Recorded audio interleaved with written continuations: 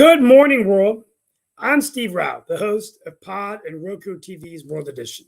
And on this global show, I'm honored to be the host where we greet people from the United States and all over the world, almost every country, to talk about global affairs, innovation, turbulence, politically, economically, and the post COVID world we live in today, where nothing seems normal anymore, at least the way it used to be. I greet you live from the All America city of Morrisville in North Carolina, the eighth largest state in the United States. And today, as I begin the show, just a couple of things before we bring in some guests.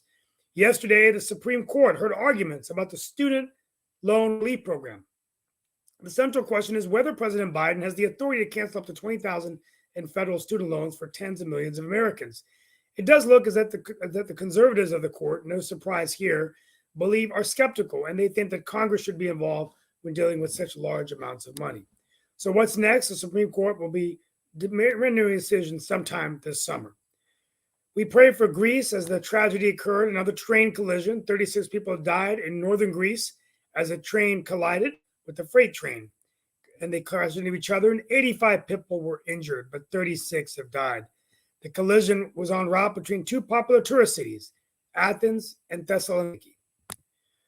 A surprise defeat for Chicago Mayor Lori Lightfoot, the first gay and lesbian mayor of Chicago, who lost in the midst of tremendous gun violence going on in Chicago.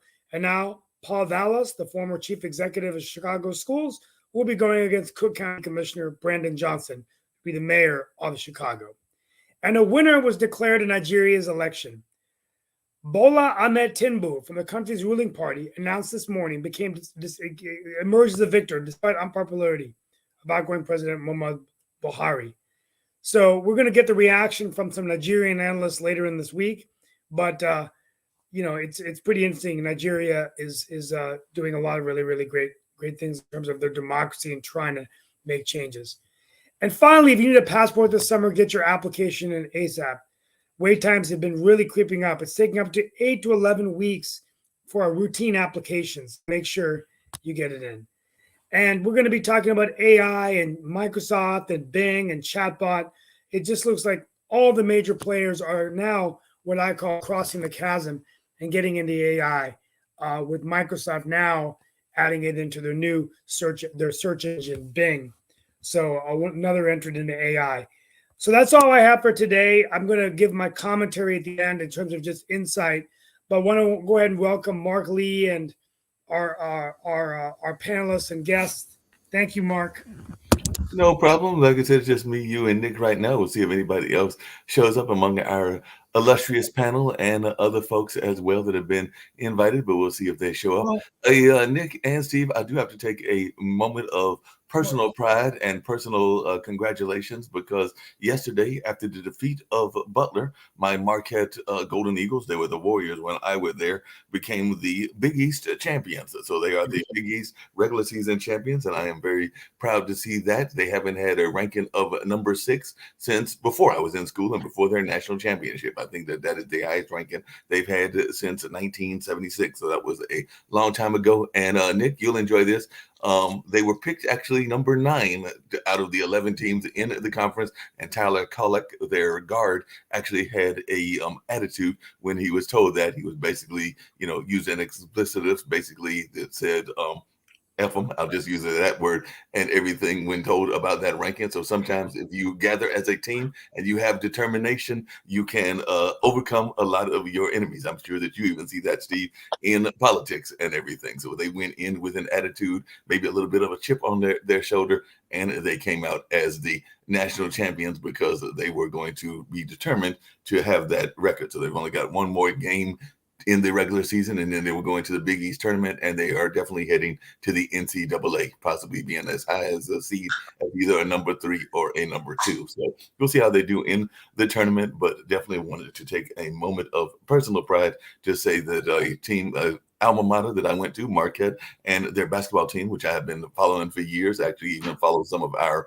alumni like Jimmy Butler and definitely Jay Crowder, and even more historically when I was in school, Doc Rivers, who is the coach of the Philadelphia 76ers. So I do follow some of our alumni as well that have gone on to the NBA as well as the team itself. And I've been doing that ever since I graduated in the mid 80s. So, like I said, just want to take that moment of personal pride to shout out my alma mater, Marquette, and the fact that they are the Big East champions. Hey, Mark, Yeah, the value of your degree just went up, by the way.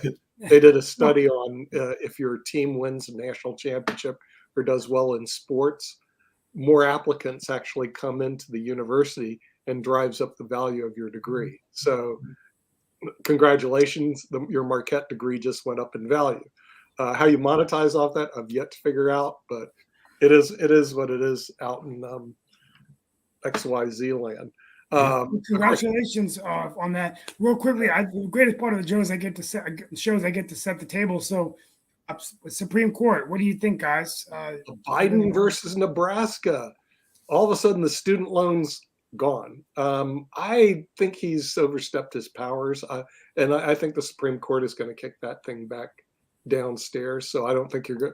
I don't think those you're going to get those loan reliefs. You say he's overstepped his boundaries, but even Amy Coney Barrett, who is a leading conservative, is questioning whether a group of GOP-led states have standing to block his student debt relief. So we do know that the court's three liberal Standing justices is always an issue. The Article 3 issue of standing is always an issue. In other words, do the states have a right to block it, or should it be from Congress or someone else? Well, that's Usually, what to get out of the standing issues, you join in with other parties to give you standing. In other words, the U.S. Congress or a congressman or something like that. But yeah, that's a legitimate issue as to whether or not standing. And this is how the Supreme Court can bypass the whole thing by just kicking it back downstairs, saying, I think Congress should work with the president. I do believe that Congress should be involved in some capacity, but see, they may not have signed on to the original lawsuit, Steve, and that could create a standing issue and send this whole thing back.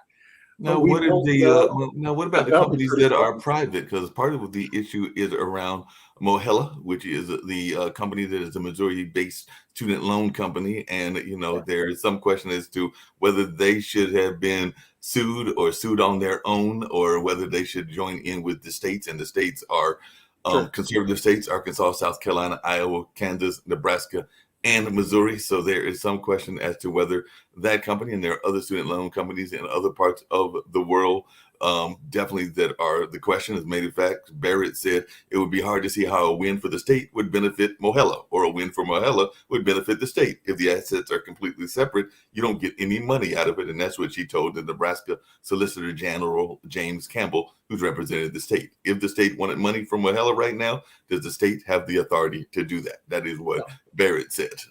Yeah, I mean, but like I said, that's a legitimate issue.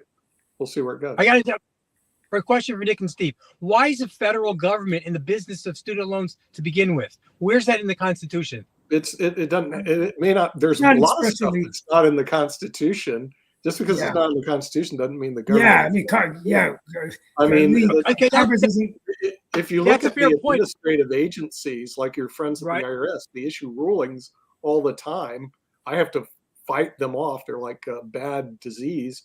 And it was never passed by Congress. But what Congress does is they say, well, we give administrative authority for the Internal Revenue Service to write the rules.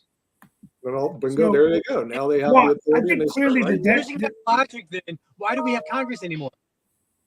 That's a good question.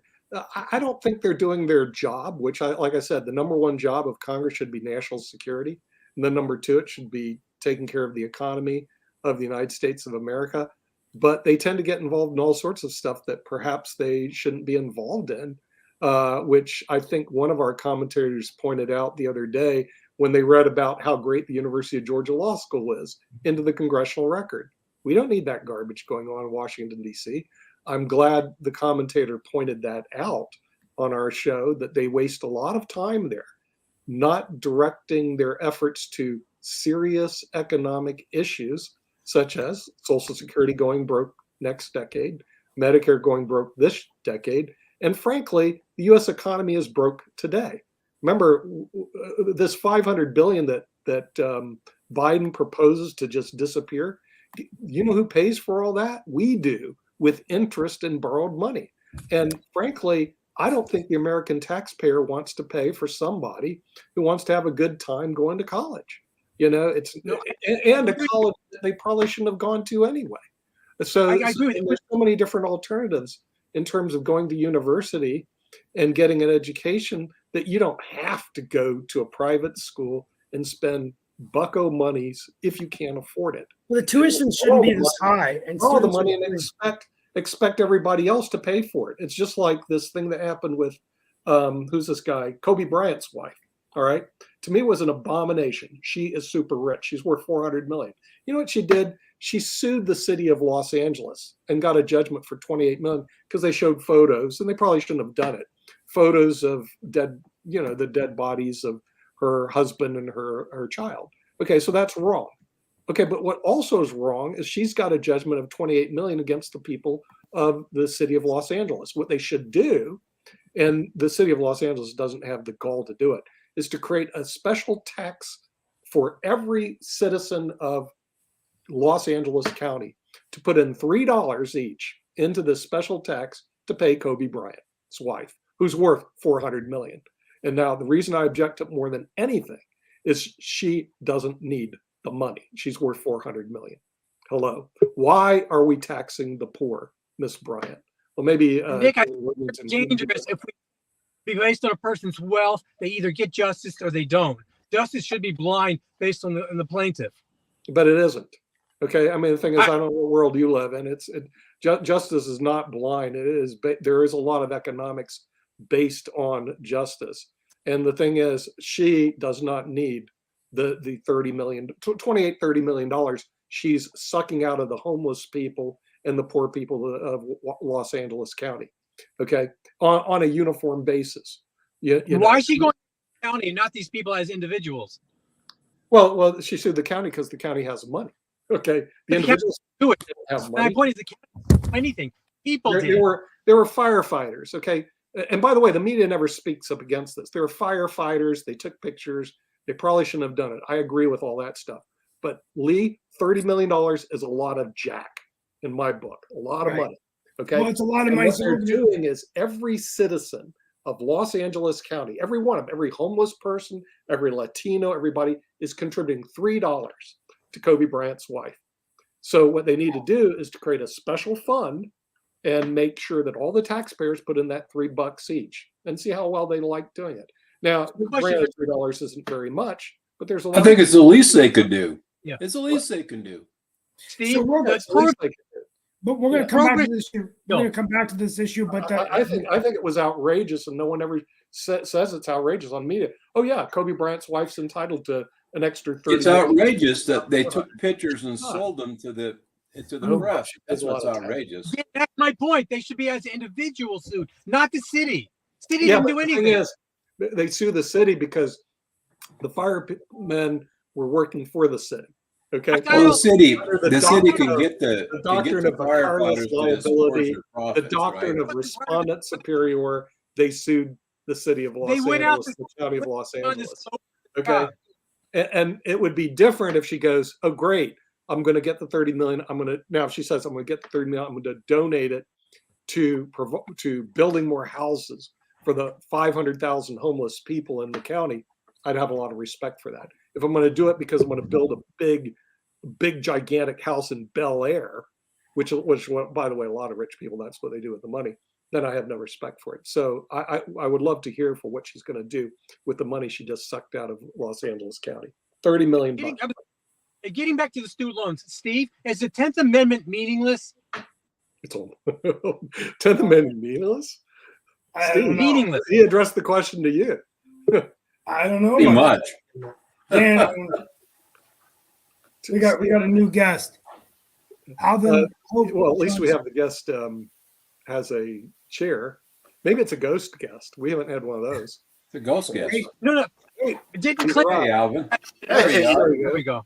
how y'all doing? I actually You're just sent Mr. Alvin to Alvin. the wrong link and everything that happens in the Oh, world. you're of welcome, podcasting Alvin and Johnson, all our of that. guest. But actually, Nick, Now, Steve, you brought can up dodge an the interesting question. part and everything because you brought up housing, and Alvin is a gentleman that I met in Clubhouse as well as a number of other places, and he is definitely working in the space of housing and trying to get more of us to get housing, because we are in the middle of a housing crisis that some people have recognized here in the United States and around the globe. But I'll let Alvin talk about what he's doing. I heard you earlier, Nick, mention about some of the politicians that are getting into housing, but Alvin actually has a long history in real estate. I think about a 35-year history, if I remember correctly, and all in that space. So Alvin, if you'll share a little bit about your real estate background and also what you're doing to get us out of this homeless crisis. And I'm sure that our guests have some questions as well, but I do know that when I've heard you talk about what you're doing, it seems truly amazing. So I would love to hear your take on the homeless situation, because as I've said on a couple of shows, I am shocked when I see tent cities in a city like Durham, North Carolina, because there's one actually near downtown, and there's some in Virginia, DC, California, including some that are near affluent areas like Burbank and Hollywood and stuff like that. So I just love to hear your perspective around homelessness and what you're doing. Mark, thank you for the opportunity, man. And I'm glad to be here with these other esteemed guests that you have. My name's Alvin Johnson, and yeah, so this is 2023. I think my real estate career started in 1982. So 41 years, but I was cutting grass back then. And then I was painting houses and little stuff like that. But from a paint contractor, from learning how to paint houses to a paint contractor to a general contractor, to owning a mortgage company for 10, 12 years. And, I make it sound like, it's just a natural progression, but it wasn't that easy. And today I'm president and CEO of a 501c3 Hope Housing Foundation that is focused on providing safe, decent, sanitary housing to the economically challenged and workforce communities of America. And so, man, we've gotten up to, I guess, in the last 10, 12 years, I've been the president here since 11. We started with the mission of, the organization is 22 years old. It was a support organization for another 501c3 that has 16,000 units. After my career in the mortgage business, I stepped out in 2007, right at the beginning of 2008, when a lot of people went out.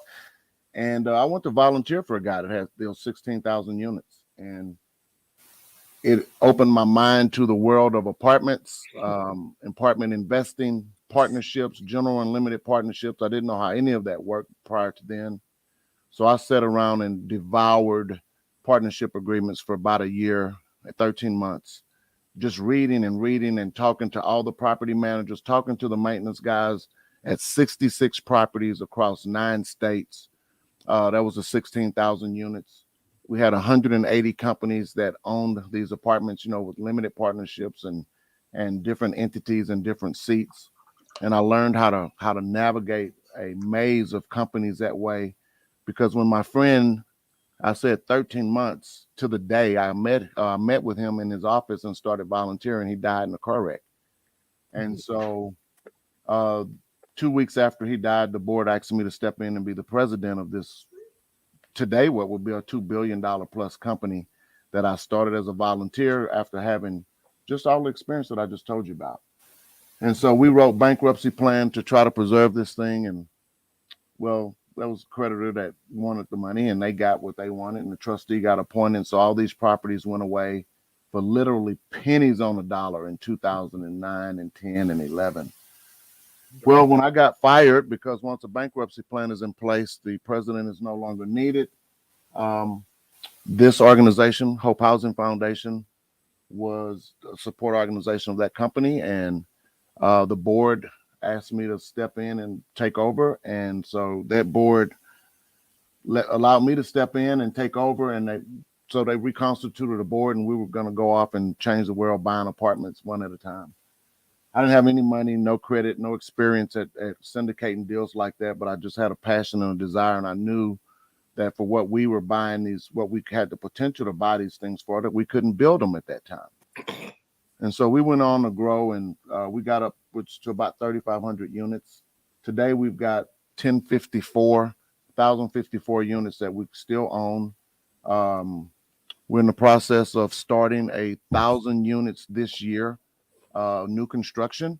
I got to a place where we could not afford to pay what sellers were wanting, where it made economical sense to pay $150,000 a unit when I can go build something for $190,000 a door with no maintenance issues.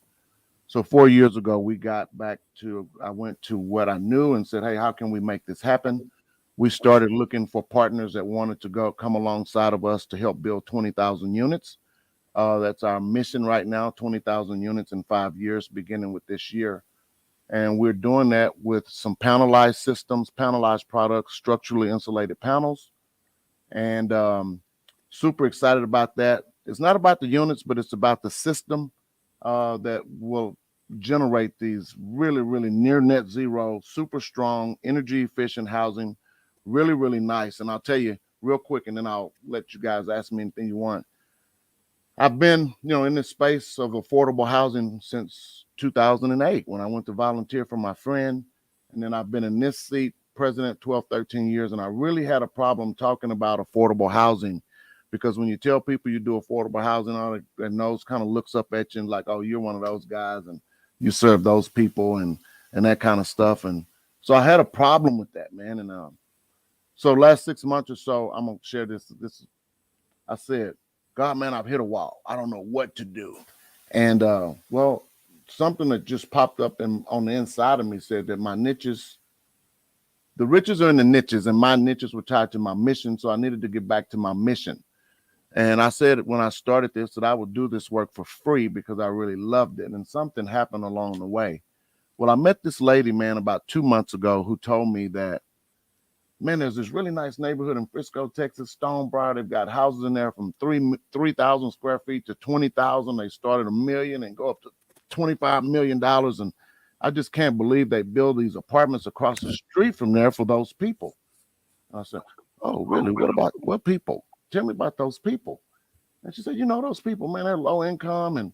And I just can't believe they put that right across the street from that neighborhood. And I said, well, let me tell you about those people, because those are the people that we serve. And I said, affordable housing is like this. The area you're talking about, the area median income is $125,000 a year. And that means we serve a population of people that make between 60% and 80%. So $65,000 to $100,000 a year is our population in that market. So those people actually make $65,000 to $100,000. That is not poverty. And she started crying like I had hit her in the face. I mean, boo-hoo crying. And I said, why are you crying? She said, well, I used to live in that neighborhood and I got a divorce and my husband threw me out. And the only place me and my daughter could move to was an extended stay. Okay, whatever. Why are you crying? Well, right after I moved out of the extended stay, the only place I could move was next door to those apartments. There were some really nice townhomes. But the lady at that moment told me that the only reason I could live there was because I didn't make over $100,000. And just now, when you explained to me about those people, I realized that I became one of those people.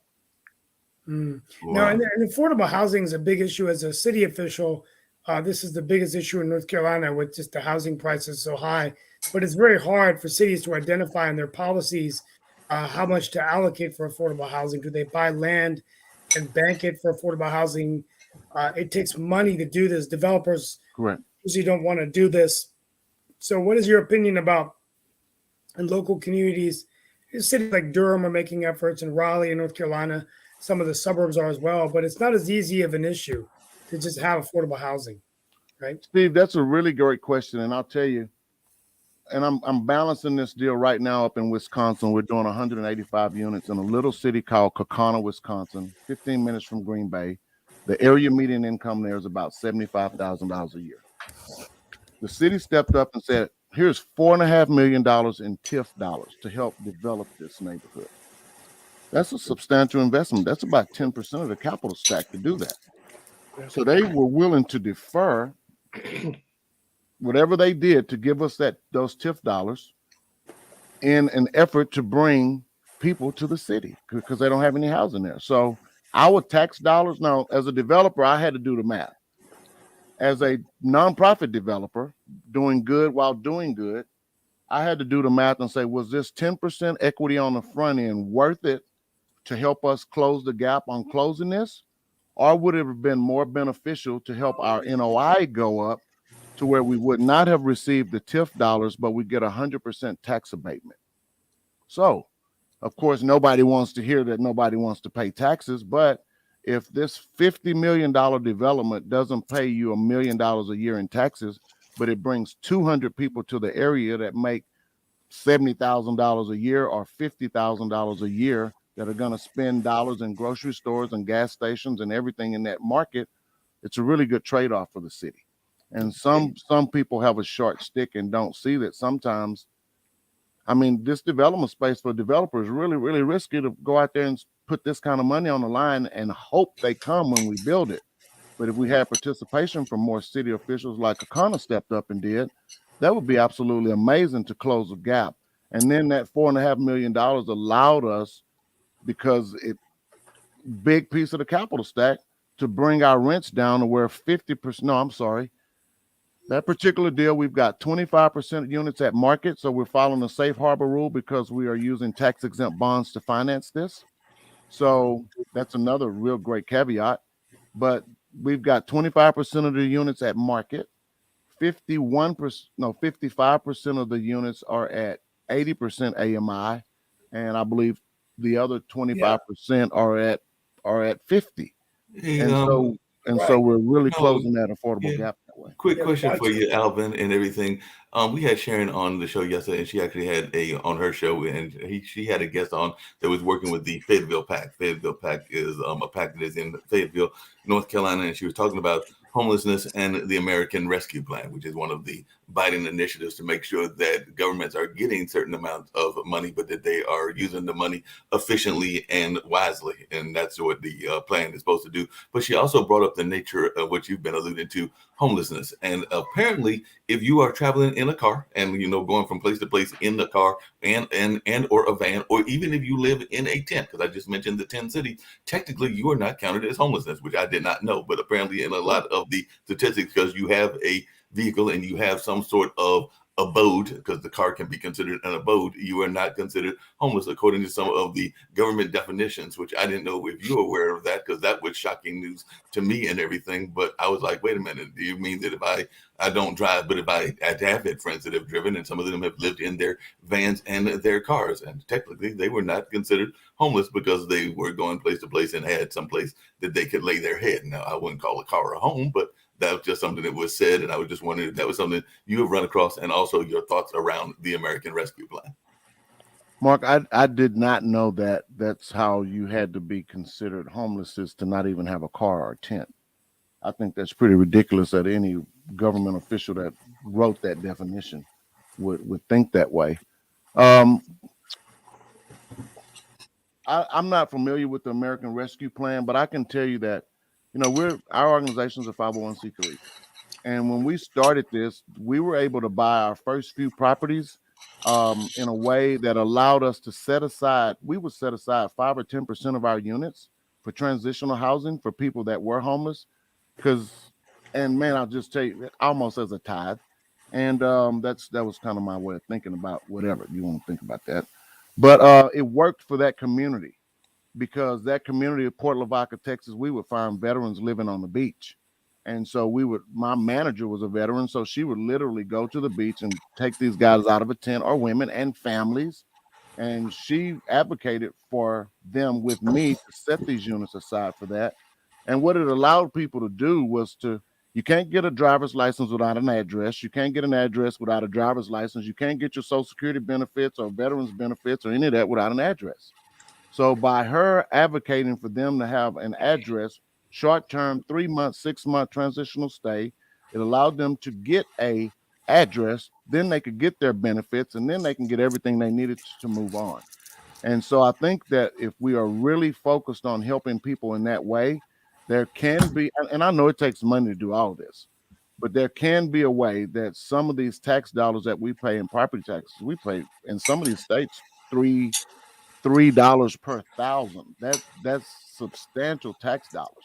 Those things, if they were used efficiently, or maybe not used and not charged to a nonprofit development organization like ours, we could actually provide those programs. It is not the government's responsibility to take care of the people.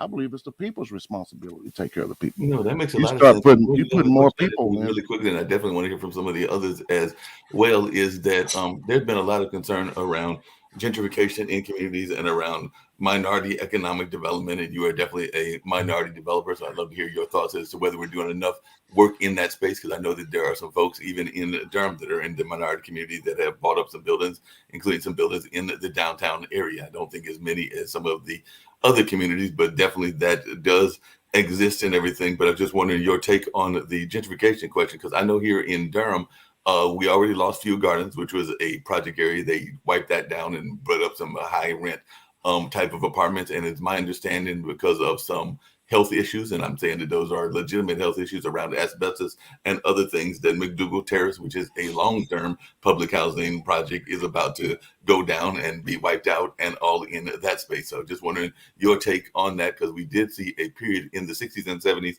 that public housing was a big issue, and definitely there is Section 8 housing, including some even in the downtown area and everything. But a lot of people don't like that housing, don't like some of the elements that come with that housing. So whether it's here, whether it's in Chicago, whether it's in Texas, where I believe you are, whether it's in a number of other states and everything, we do find that folks are tackling the public housing issue. And sometimes that creates a void, because sometimes these people are pushed out into the suburbs or into the country. That's if they can get out to the suburbs or the country. But I was just wondering your take on this, I would call it a public housing crisis.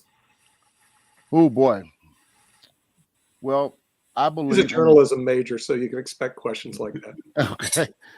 Well, I'm not going to be very popular with this answer, especially around the Black community, because I don't consider myself to be a minority. I do not consider myself to be Black, even though I am. But I'm not a Black developer. I'm a developer that happens to have dark Black skin. I don't put myself in a Black box. I'm a man, and I just happen to have Black skin. Gentrification. Gentrification is sometimes necessary, because obviously if the people that were in that area did not have enough resources to take care of it, then that area can't take care of itself. Taxes, I mean, it just can't take care of itself. I understand. I think the government made a big problem with this public housing, and I think we've seen it in areas like Ferguson, Missouri, where they've torn down a lot of those old projects that were just slated for just poor people. You cannot put 500 economically challenged, broke people in one area and think it's going to be safe. You can't put all of those people in one area and think that that area is going to be great. It can't. There's no money there. There's no resources there. There's poverty there. There's all kind of issues there because everybody is in a bad way. I think that we need to have a Secretary of Housing that has the balls to stand up and say, we're going to cut off all this Section 8 housing for able-bodied people. I'm on the front lines. I see people have parties when they get a Section 8 voucher, because guess what? They just got saved. They don't have to do anything for the rest of their life because they got that crutch. That is the biggest problem in the world, or in the United States when it comes to this Section 8 housing. Ben Carson, somebody needs to do, whoever is the new Secretary of Housing. I thought Ben would have been a Black dude. I thought he would have had the balls to do it, but he's too smart. So again, that's I'm probably gonna lose some friends behind me. No, that's but okay. I feel that we way. like people telling direct answers and how they feel about Yeah. things. Now, my understanding, and then definitely want to hear from Dan and others that have been waiting patiently, but you actually have, and you kind of alluded to it, a Horatio Alger kind of story. And I don't think that we hear enough of these type of stories, because as you mentioned, you were cutting grass and you were doing a lot of the labor work before you actually got to the point of being where you are now, that you can buy these kinds of properties. So I wonder if you could go into a little bit more details, because I did read a little bit about your history, and I do know that you were doing, if I can just use the term, if I'm going to use the military term, and though I've never served in the military, I do have cousins and relatives that have. You did the grunt work before you got to the kind of entrepreneurial work that you're doing now and everything. So if you could just share with our global audience a little bit about your journey, because I do think it is a journey that many people need to have a greater understanding of. Thank you. Well, it sounds great today, but like I said, I started cutting grass and then learning how to paint houses. And when I paint houses, these were 10, 12, 15,000 square foot houses back in 1983 in Beaumont, Texas. And they put me in a closet that was as big as a house that most people live in, and make sure that when that closet is right. So I learned how to finish. And so from that, then this guy went out of business, and I still needed to eat. So I started knocking on doors. And hey, I'd paint your house for $200 if you buy the paint. And I was really good at that. And there's a story behind that too, but I'll tell you. And so I knocked on one door, and the guy, James Gonzalez, Spanish guy, and Mike Jenkins, white guy, they were doing a hotel in Beaumont, Texas, the Ridgewood Hotel, that they were turning into a senior living facility, high-end senior living facility. And they knew I worked for this guy, asked me, could I be the paint contractor? So that changed my life. I went from being a grunt worker to a paint contractor, still working. And then I did that all the way through. I couldn't paint anymore in 86, 87, 88, because interest rates were so high, nobody was doing work. And so I, at that point, had a real, I think it was 1989. My son was 3 years old. I tried to kill myself, literally, and that didn't work. And I woke up 10 days later and said, boy, you're a loser. You couldn't even freaking kill yourself. Get your shit together. So from there, it took a few years for me to get back into the real estate space, but I did. And somewhere around 88, 89, 90, started, back into the real estate space. And then I think, and that was just being a remodel contractor in Beaumont, Texas. Then I moved to Deer Park in Houston, Texas, and I got into the mortgage business in about 1996. I got that way because I was running ads on the radio for my remodel company. And this guy called me and said, hey, man, I can get your clients mortgages. You don't have to wait for them to pay you. And I'm like, what? What's a mortgage? So then I got into that. He literally, from not knowing what a mortgage was to opening a mortgage company in 96. And I went, whoa, I can make more money this way. Because even as a painter, I wanted to franchise my business, but didn't know how to do that. I said, oh, as a mortgage broker, I can be really good and make a lot of money in a lot of different places. So I had a mortgage company with 20 or 30 loan officers, and just really just working because I didn't have a backup plan. And that's how I got into this space. And then I met my friend that allowed me to volunteer for him. And then that volunteerism turned into this. But there was one thing that somebody asked me on one of these podcasts was, what was the emotion behind the emotion that led me to knock on those doors? And that emotion that after many, many years of self-searching and trying to figure it out, that emotion was fear. I used to think I was operating out of faith, but I was actually operating out of fear, trying to outrun the problems that I thought would happen before they happened. So that's how I got into real estate. Yeah, that makes a lot of sense. And like I said, we'll turn over to the other panelists. But just really quickly, I did have a friend of mine that actually I ran into on the bus. I wish I could think of his name, but he's been doing something similar to you. He's actually doing the window cleaning for the downtown area and other areas here in Durham. I think he's been doing that for 30 years or something like that. So that is a career that a lot of folks don't think about. We were actually joking because he was like, he's going to leave the swinging part of the window cleaning to other more younger people, but he and one of his other competitors are still at that game. And I want to say that if I'm 60, he might be like around 65 or 70. So he is still doing the window cleaning here in North Carolina, even at that age. And that is actually his primary job from what I can tell and everything, but he is definitely making a living doing that. So definitely I have a lot of admiration for a lot of folks in the construction space. Also having a friend of my mom's that was one of the leading African-American construction developers before he passed away, that being Ron Roadfox, who owned property. I think they're in Texas. I know he owned them in California and he owned them in a number of other places. And I want to say that his kids are running the company out of Atlanta, which is Roadfox Construction or Construction Control, I think is the name of the business, if I remember correctly, and all in that space. But I'm going to definitely turn it over to others to hear their questions, including Lee, because I know Lee's got some thoughts as well. Yeah, I just want to say welcome to the podcast, Alvin. And this is not really a real estate point, but thank you for coming from a motivational point. I love your story and the way you deliver it. Man, thank you, Lee. I'm just the old guy trying to figure it out. I mean, the car thing, Mark. Maybe the logic there was, trailers and RVs, and they just didn't know where to draw the line. That's the only thing I could think of. Yeah. I have a question for you, Alvin. When you were owning your mortgage company or painting company, did you work 40 hours a week or did you work 80 hours a week? How many hours did you put in when you owned your mortgage company and your painting contracting company. Oh my God, I can't even imagine. But you know, it wasn't 40. So it was more than 40, right? Oh yeah, it's probably closer to 100. There we go. Thank you, counselor. Thank you. Yeah, that's the That's way what I. I was trying to explain to people. I said every person I know who's been successful works like 80 to 100 hours a week. Yeah, I've And no one worked. tells people that. Well, you know, my that you put father's in still tons alive. of He's hours. 81. Yeah, He came. My father came from India with only a couple dollars, and I've always been a really hard worker, probably the hardest worker of his kids. Even when as a young kid, I would remember that I would start my day at 4 in the morning, going to tennis practice. I had to be on the court by 5, and then go back to school. And he basically said that you had, and he was telling me this since I was 9 years old. He said, you go to work when it's dark and you come back when it's dark. And it's like 40 years later. And I literally work from 5 in the morning until 9 at night without stopping. And then I have a light dinner and I go to bed and I do it again. And it's just so ingrained in my DNA. But he's still alive. And now he gets mad at me when he sees me outside before it's dark. He goes, what are you doing? Get back to work. You know, and he's 81 years old. And he goes, you're getting soft on me, man. You're getting soft on me. What are you going to, I mean, the guy, and it's funny. That's just the way he's driven. But I tell you, he's never, ever told me or any of his kids that they've done a good job. And he always says, when are you going to do something with your life? You don't work hard enough, you know? No, But- Well, Steve, I but- tell you, you know, back in the day, your dad, that made us tough, but that also made us too tough. Yeah. I That think caused trauma for me.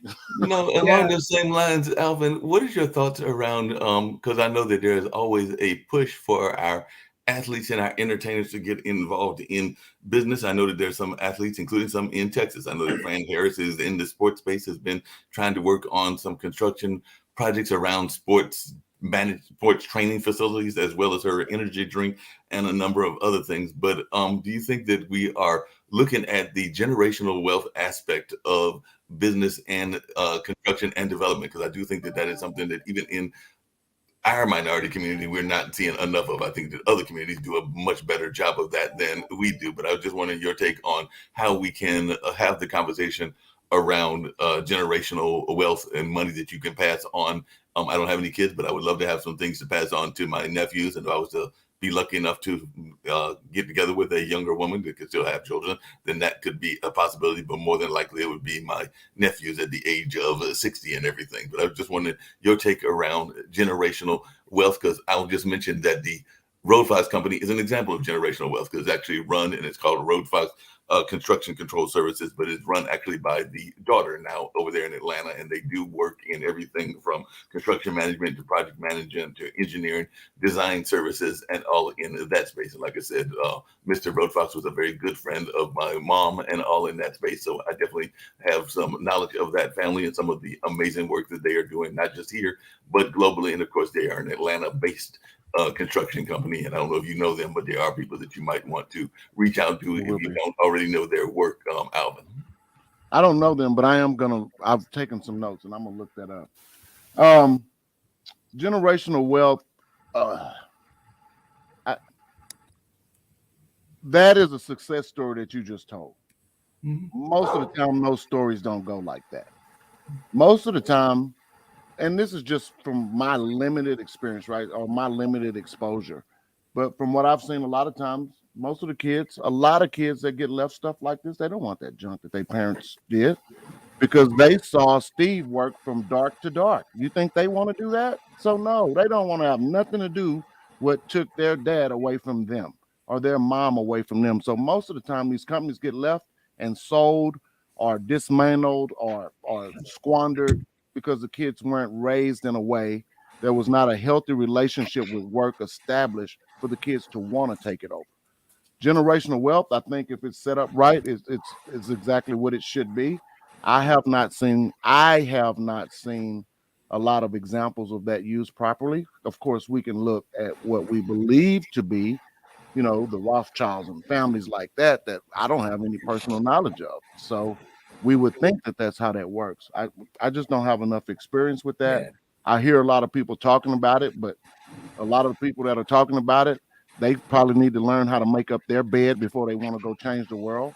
So I don't I know. know. Well, speaking of people who want to change the world, I mean, you got folks like Chris Paul that apparently is trying to change the world, LeBron James that is trying to change the world, and others that are trying to change the world. And sometimes they're trying to do it in the business lanes. Like I said, Doc Rivers, I mentioned that before you got on here, is a schoolmate of mine. I won't call him a close personal friend, even though I would like to reconnect with him at some point and everything. But I do know that when he was in the NBA, he was also creating some businesses, including some in Atlanta. And I'm sure he's got business interests in both LA, where he used to be at, and in Philadelphia, where he is now, because he's one of those folks that actually, to Nick's point earlier, used that degree that he got and is actually doing well with it, both as an athlete, but also some of the things that he learned from that university in order to create some fairly lucrative business deals. And I definitely know that LeBron James has even been looking at some stuff, I want to say, in the housing space where he is originally from in Ohio, and definitely doing some outreach work. And I know that Chris Paul has been doing it in even our HBCUs, even though I don't think he attended an HBCU. And we've got 10 HBCUs right here in North Carolina and all in that space. But I just wanted your thoughts, as I mentioned earlier, around, are we seeing enough of the athletes and the entertainers giving true work to what they're doing, or is the LeBrons and the Chris Pauls the exception to the rule? Those guys may be the exception just because they're at the real top of the food chain. There's a big divide between your average guy and a LeBron or a Chris Paul. There are a lot of athletes that are doing things in their hometown. Gary Gilliam is a great guy, man. Gary's got an amazing story. He played for the Seattle Seahawks. At 8 years old, his mom dropped him off at the Hershey School of Industrial School for Kids, right? And because she knew that would be better for him. 8 years old, dropped off on the playground, and she didn't come back for him. And they're best friends now, and she knew that was best for him. And after she got her life together, Gary didn't want to leave, but he went on to Penn State. He's doing some great things, and he's building an ecosystem just like Mr. Hershey did. Hershey didn't have any kids. So the town of Hershey, Pennsylvania, and all the Hershey chocolate bars go to feed this vision that he had to make the world a better place. And Gary's a product of that.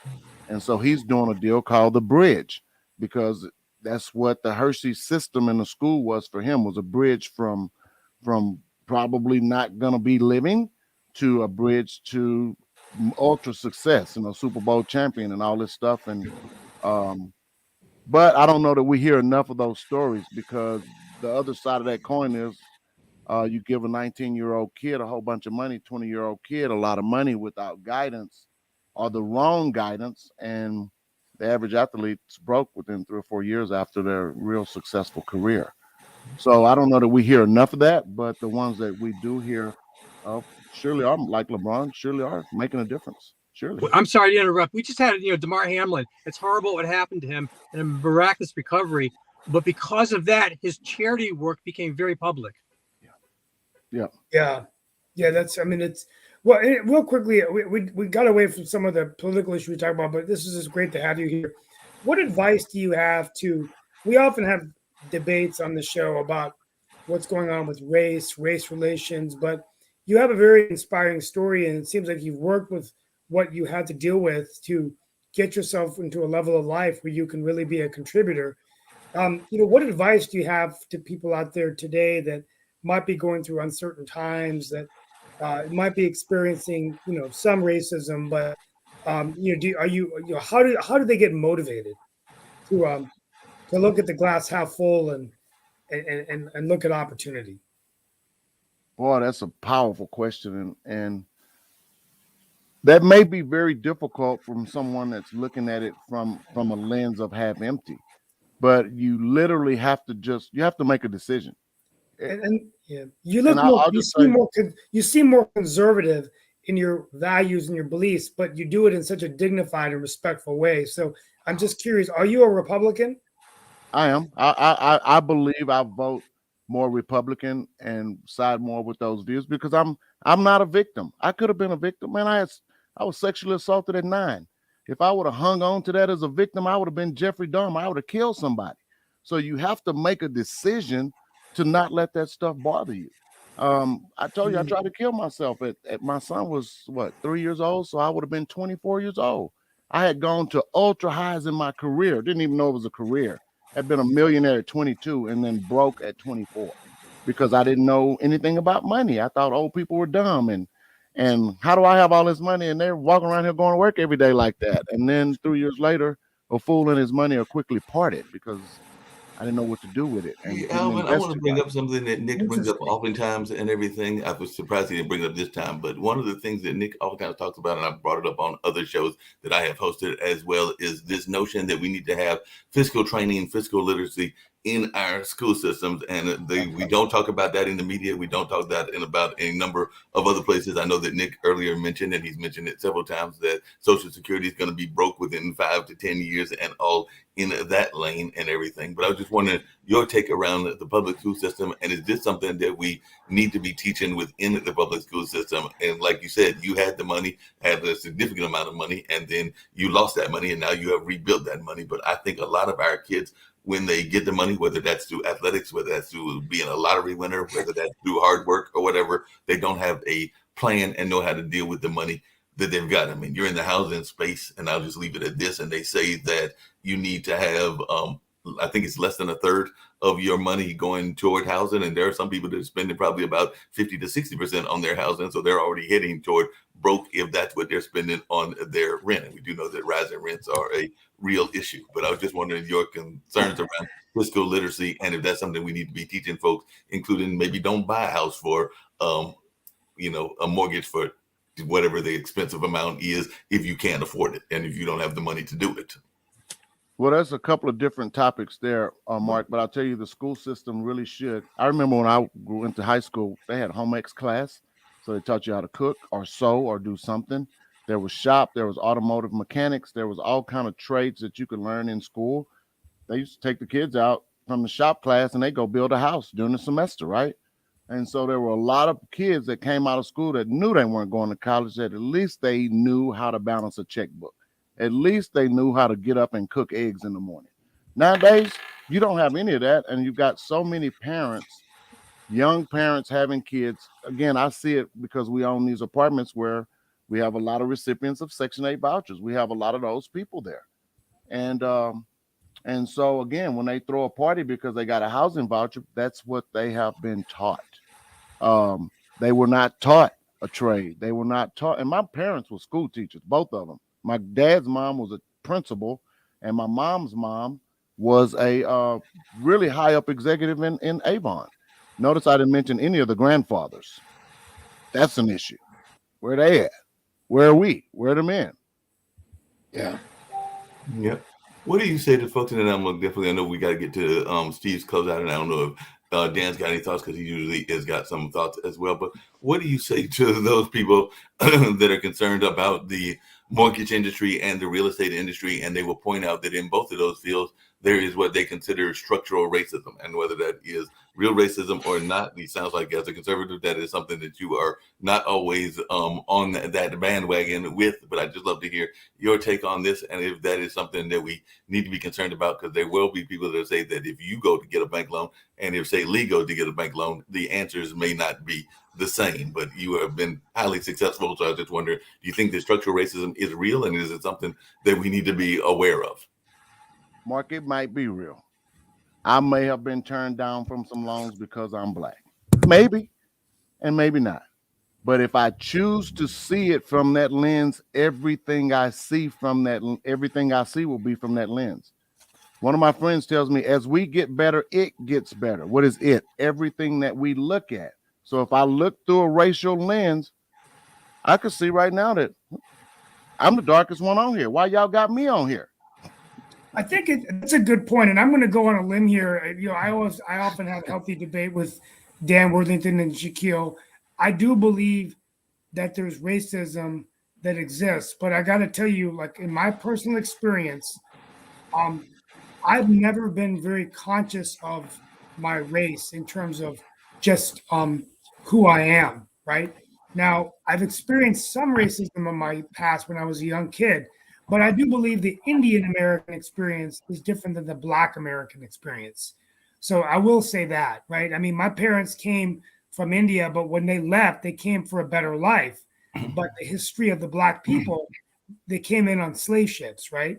So there was a stigma, and I think, but the way I was raised in my household, I wasn't allowed to talk about race when you were a kid growing up in my father's house, right? Mhm. And so for me, I get very uncomfortable when I go to these diversity and inclusion seminars because I've been taught my whole life, don't talk about that. So it's really, really odd for me being a Democrat, right? I mean, I just, Well, that's your choice, Steve. You're a Democrat because you choose to be a but Democrat. you can be a moderate I can't help you with that. But you can be a Democrat and be more moderate. You don't have to be a completely liberal Democrat, right? Steve, No, I Steve, don't know anymore. racism still exists. does. Individuals are still racist, but the system itself is not. There is no Right. Jim Crow anymore, where it was the institutions before. It's just individuals making horrible decisions, hateful decisions, not institutions. But Lee, I can't say that because, like I mentioned earlier, there is still redlining. There is still things that go on in the real Mark, when estate you say space. There are still redlining, things that go on in the banking. Mark, when you say redlining, do banks have official policy not to give to blacks? I think that there are some banks that have those policies. I think that there are some banks that That's still have official those bank policies. policy. Yes, it's an unwritten policy, but I think that the unwritten policy can be just as effective as. I like policy. Alvin's attitude. Alvin's attitude is don't make yourself a victim. Good attitude. You know, be a man. Take responsibility for your life. Make your decisions. Take the opportunities that are given to you, and Make go the best and of run it. with them. You know, make goals. You know, Like- achieve them. Be responsible for your family. And that gives me a great way to close out. And I'm going to start a little early before we go to. No, it's almost that time and everything. I did want to hear Alvin's because he was our guest of honor, Alvin, answer yes. to that and everything, and any other thoughts that he had before we get to your closeout and all that, because closeout is very much an important part of the show. But like I said, I just know some folks that have been victimized, whether that's on the police and everything else. And I hear what y'all are saying about the fact that you have to not let that be the victim mentality and all Right. of that. At the same time, there are things that are unfair. I mean, I come from, as Nick 100%. well pointed out, I come from the world of journalism, and there was a time frame, and there are still some newsrooms that are still very lily white, including in their management and everything. And yes, I do have an issue with that, particularly if they're in towns that have a decent minority population. I mean, if you're in a town that it is predominantly white area, and you don't need to just import black reporters just to be that diversity element. I wouldn't say that at all, but definitely if you are representing a town like, say, Detroit or some of those other towns, and you don't have somebody in your newsroom to address those issues, then yes, I have a problem with that. And I do think that even happens in this modern day times as well. But Alvin, I'd love to hear some of your thoughts, and then we get to Steve's closeout. We can go maybe a minute or two over, but then I'm glad that you're here and hope that you'll come back on some other shows as well, because we do like to have different perspectives. Oh, I'd love to come back. Anytime you invite me, I'll be back. I'm sure that racism exists. I think we're all a little racist. If there's some people I don't like, I won't say because of their skin color or any of that. It's just, I just might not like you, or I may not a dislike. It's just, I don't know you. And maybe my unknowing creates a little discomfort. I'm not going to say that racism doesn't exist. I personally have nobody's told me that this happened to you because you're black. That's all I'm saying. So I'm not being insensitive to people that have truly experienced it. I grew up in Beaumont, Texas, right next door to Vidor and Jasper. They drugged James Byrd from the back of a pickup truck in the 90s or 2000s. You know what I mean? So, and some of my closest friends lived across the bridge where they told me don't go after dark, and I went anyway. So I just hadn't experienced it. Maybe I've been very fortunate, but I could see it from a racial lens. I just choose not to. That's all. No, that makes sense. I'm getting ready to toss it to Steve, like I said, but the other conversation that we've had, and I've even brought it up to Dan, is there is also an elitist lens as well, because that's something I know a lot of people are also concerned about. So there is definitely, because one of the arguments that I've heard even to the Indian community is that a lot of people that come over that are successful from India are from the elite of India. So I just wondered if you had any thoughts around that, because there is definitely an elitist lens as well, because a lot of the folks that are making it from the other countries, because we will get pointed out to the Indians, we'll get pointed out to the Nigerians, we'll get pointed out to a number of others, but they're not exactly the common folks that are coming over. There are a lot of times the elite that are being successful. Well, my father wasn't the elite, but my mother was. But what I will tell you before I go to closeout is that many of the Indians that have come into America are the highest educated. Mm-hmm. So you're looking at the top one half of 1%. there are Indian engineers coming. Just to give you a perspective, there are Indians I know that live in Morrisville that went to the Indian Institute of Technology, which is the hardest university to get in. They have them in the major cities. They apply to MIT for their backup. There's a guy living in Morrisville. He said Georgia Tech engineering was like what he did in 8th grade. Wow. Okay. So these are the people coming into America from India. I mean, he was like, Duke Business School. He goes, I did that math in 6th grade in India, 7th grade. I mean, he goes, he got straight A's in business school, never studied, did not study for one exam and graduated #1 in his class. So Why aren't our schools producing that? Well, part of it is that. Well, it's about being smart, Lee, and Well, some no, of a lot our of kids it's are just not. stupid, right? But they start at a very young age, and then there's Yeah. just a very intense. Now, you give up freedom of thought, though. So I will say this for the United States of America: the greatest part of America is we're thought to think freely and independently. Our universities are good sometimes, even liberal arts, because you learn how to think for yourself. That's why we've been a nation of entrepreneurs. India hasn't been like that. Now it's changing, right? But you can't have a calculator. So that's why it's great. Like one of my colleagues, Satish Garamella, if I tell him we're doing the budget, and he'll say 554 times 375, and he'll close his eyes for a minute, and he'll come out to the number, to the actual decimal point. I'm like, how do you do that? And he goes, there are no calculators when I was growing up, man. Everything's got a formula, right? So it's the mind brain. But anyway, we got to close out. Yep, you'll go to the closeout. So I'm glad that Alvin was here and glad that he'll Alvin, be thank making you some for return coming. trip. Alvin, it's been a pleasure having you on the show. And as I get ready to watch the Creed movie on Friday, we can't think of Rocky Balboa when he was telling his son that great motivational speech in the movie Rocky Balboa, which was after Rocky V, but that was the one where he tried to come out in retirement and fight a champion. And he told his son, it's not about how hard you get knocked down. It's how hard you get knocked down and get how many hits you can take and keep moving forward. And he said it's not about pointing the finger, it's about taking those hits and being able to take those hits, because that's what living is. And I think that's the most important thing we got out of your talk today, is that you've taken some hits, but you've learned and you've clawed your way back into life every single experience you've had. And so that's my motivation for everyone out there listening today. Things might not be going the way you want them, but you have another day tomorrow. So try to find something positive that you can hold on to so that you can move forward. And I remember John Chambers' father, who was the former CEO of Cisco. John often tells the story about how when he was fishing, he almost drowned in the New River Gorge in West Virginia. And his father kept telling him to grab the rod. And one day he asked his dad, as he was driving back, Dad, why did you ask me to grab the rod? He goes, son, if I didn't tell you to grab the rod, you would have drowned because you would have focused on drowning. So that's my metaphor of the day. Grab that's a the great rod metaphor. so you can Grab focus that on rod. that. That's a And great that stayed with metaphor. John Chambers his entire life, a dyslexic who would go on to run a company, 47 billion, 7 million to 47 billion, acquired 180 companies, and was one of the leaders of the networking computing revolution, along with Bill Gates, Larry Ellison, and many of the other greats. So that's my inspiration of the day. I hope I motivated you on World Edition. Hey, I know that that's it. Thank you. And I know And that we're Steve, on- one more thing. You too can choose to be a Republican.